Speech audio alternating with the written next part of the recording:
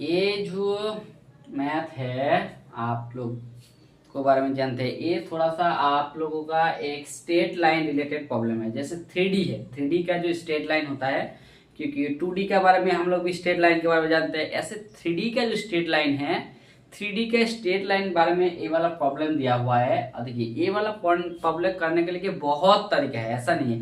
देखिए मैथमेटिक्स ऐसा सब्जेक्ट है जिसको हम मान के चलिए एक लैंग्वेज भी बोलते हैं। मैथमेटिक्स एक लैंग्वेज है जिसको आप बहुत तरीके से लिख सकते हो, बहुत तरीके से कर सकते हैं, ठीक है।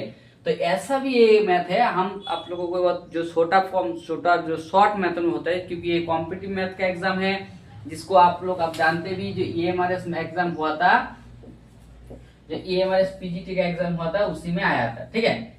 इसी का आया था, और ये वेक्टर के साथ प्रॉब्लम है और स्ट्रेट लाइन के साथ जुड़ा हुआ है।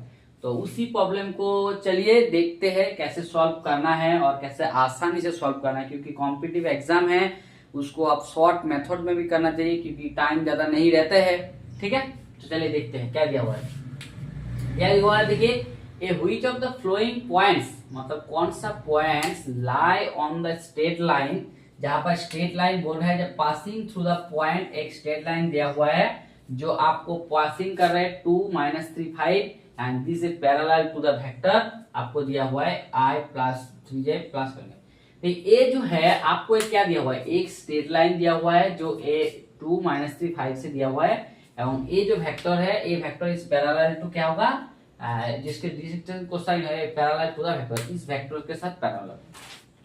तो देखिए ये जो वेक्टर का इक्वेशन होगा ना, पहले आपको हम इस फॉर्मेट में लिखते हैं, वेक्टर का फॉर्मेट, ठीक है। पहले वेक्टर का फॉर्मेट लिखते हैं, एक r वेक्टर है, एक स्ट्रेट लाइन के इक्वेशन मान लीजिए r, t, ठीक है। कोई भी एक वेक्टर का, तो वेक्टर क्या, स्ट्रेट लाइन क्या बोला, हम स्ट्रेट लाइन वेक्टर का फॉर्मेट लिख रहे हैं। तो एक 2, -3, 5 तीनों पॉइंट से पास करेगा, ठीक है, पास कर रहा है ये वाला पॉइंट, और ये वाला कोई भी वेक्टर के साथ पैरेलल है, मतलब आप लिख दीजिए t इंटू होता है I3 इंटू -4, यही होता है उस वेक्टर लाइन, स्ट्रेट लाइन का वेक्टर फॉर्मेट, ठीक है। ये होता है vector format, vector format.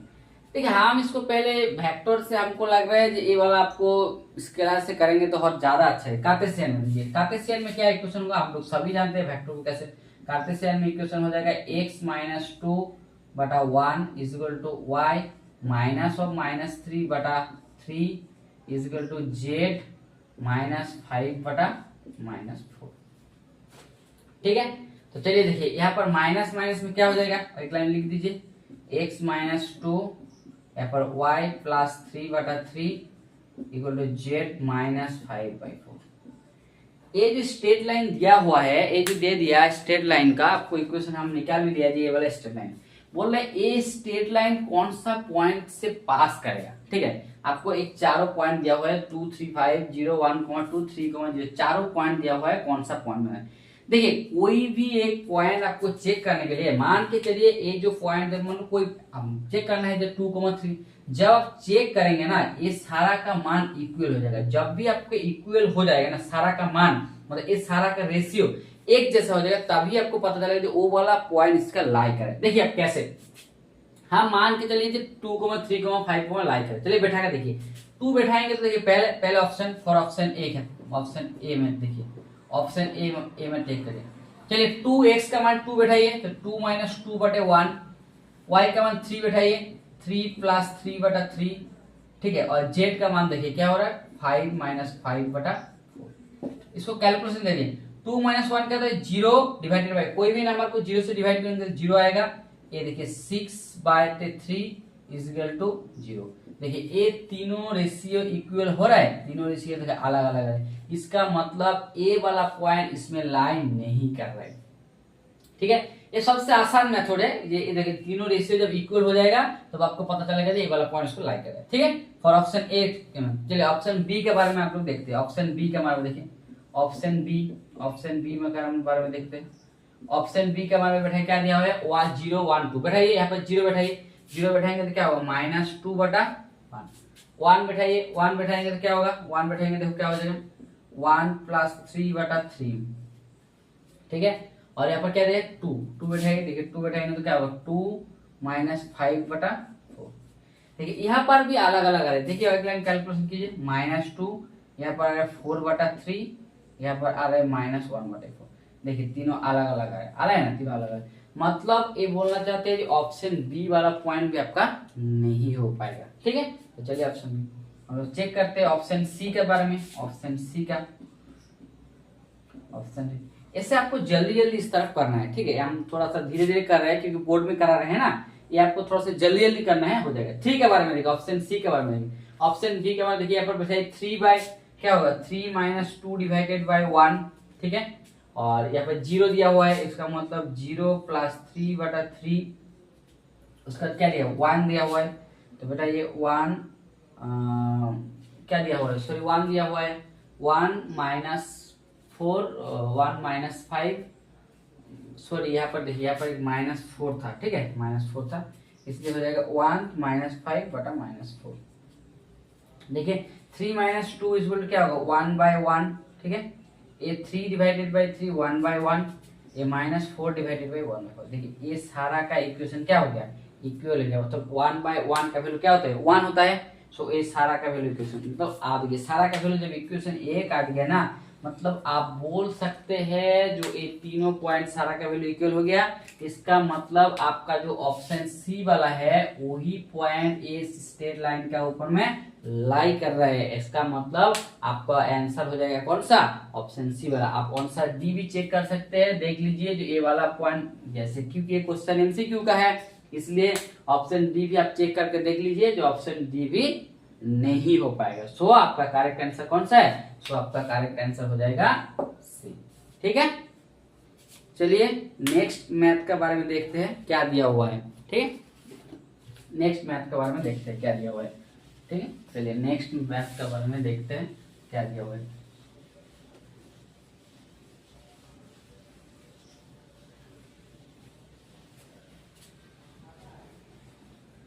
Next math के बारे में क्या दिया हुआ है देख लीजिए।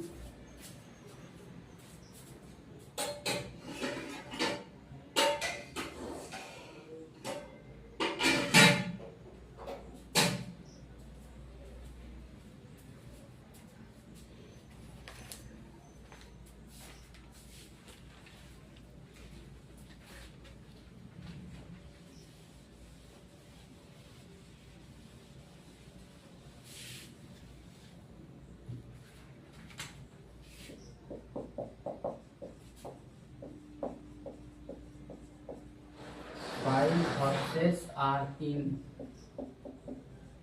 a race। ठीक है,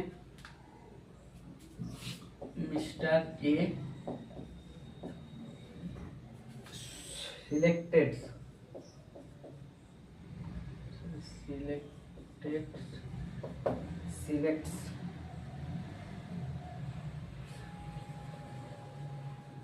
selects two of the horse at random।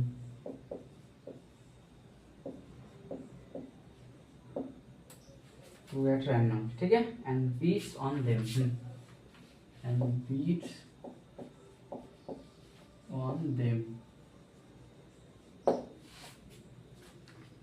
The probability that Mr. A selected, the probability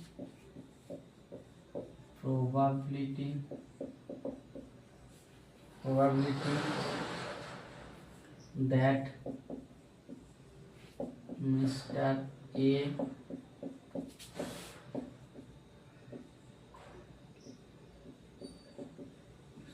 A selected winning horse।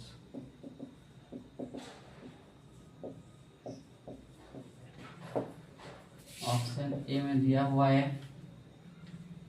3/5, option B में दिया हुआ है 1/5, सी में दिया हुआ है 2/5, डी में दिया हुआ है 4/5।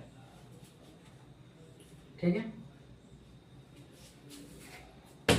देखिए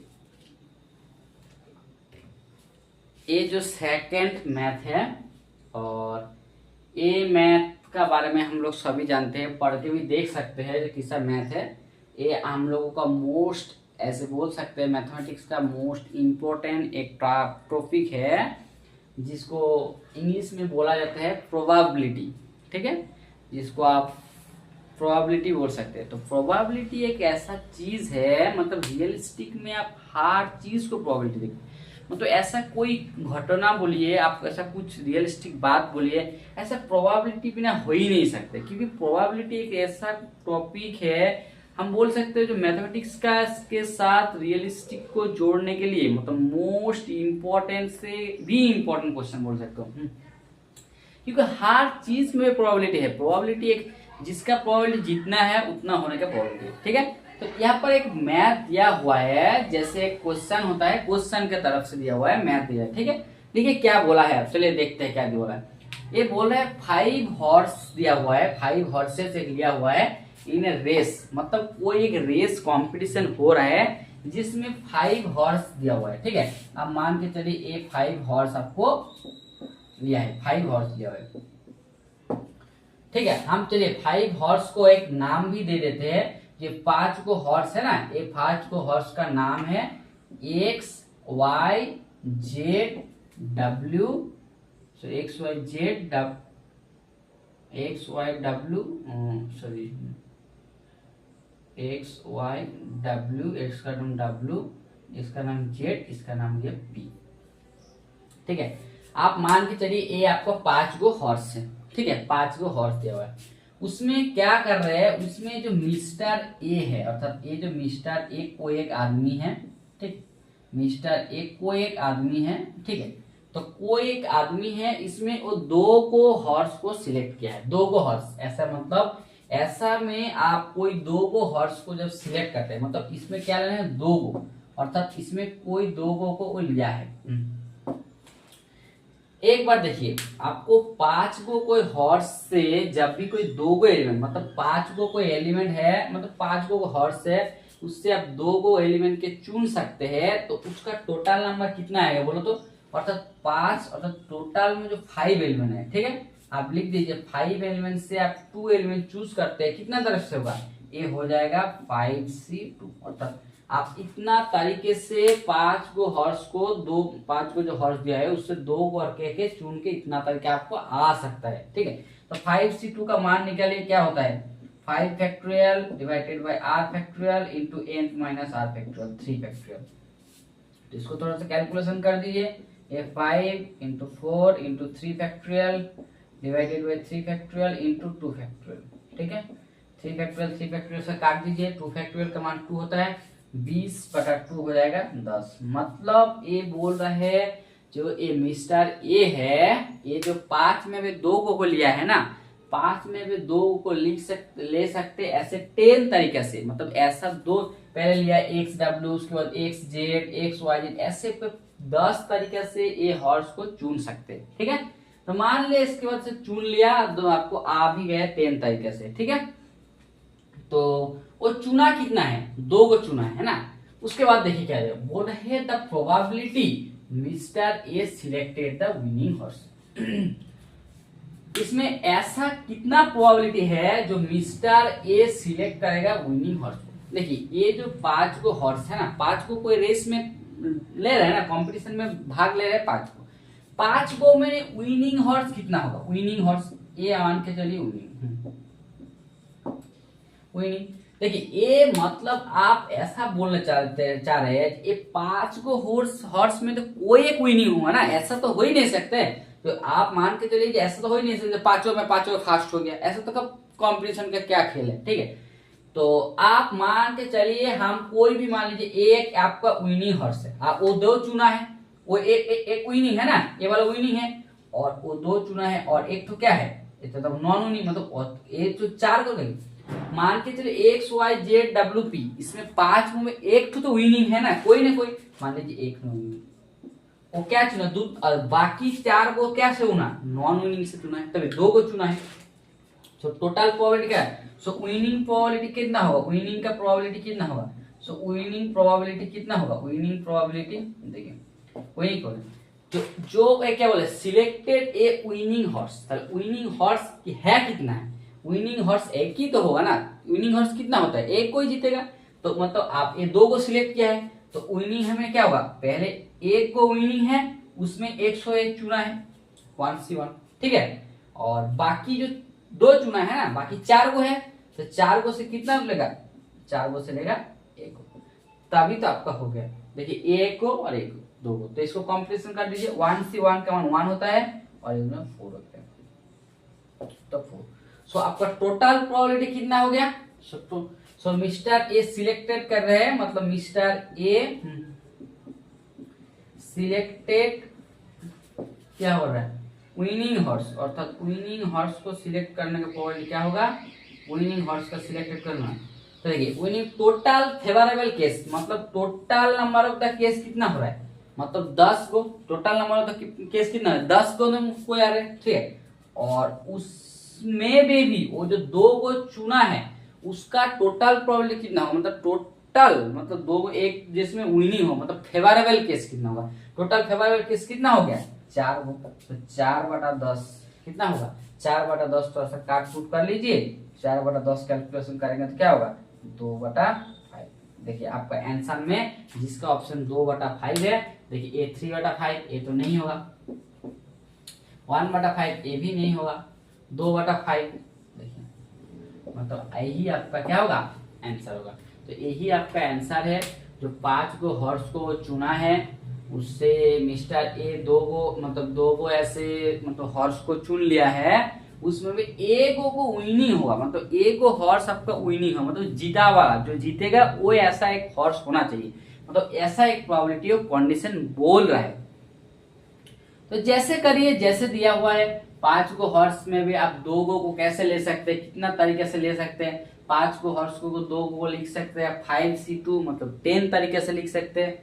उसमें भी वो जो 2 को लिया है, मान लीजिए चलो ये जो 2 को लिया है, इसको 1 नंबर और इसको 2 नंबर, 2 को जो लिया है उसी में भी एक तो बोल रहे हैं विनिंग, मतलब एक को आप विनिंग हॉर्स कर दिए, एक तो बाकी कितना है 4 को है, तो 4 को में एक तो होगा, तो ये दूसरा इतना सिलेक्ट कर रहे हैं जैसे मिस्टर ए को सिलेक्ट कर रहे हैं, ठीक है, तो ए को 1 सिलेक्ट कर रहे हैं, 4 को मतलब विनिंग प्रोबेबिलिटी कितना हो रहा है, अर्थात जीतने का प्रोबेबिलिटी कितना हो रहा है, मतलब 1 में से 1 ए को सिलेक्ट कर लिया और बाकी 4 में जो है 4 में भी एक को सिलेक्ट कर दिया, 4C1 हो गया winning probability. So 1C1 to 4C1 4, so total Mr. A selected the winning horse, total of favorable case, total case by favorable case but total case, so 4/10 2/5, ठीक है।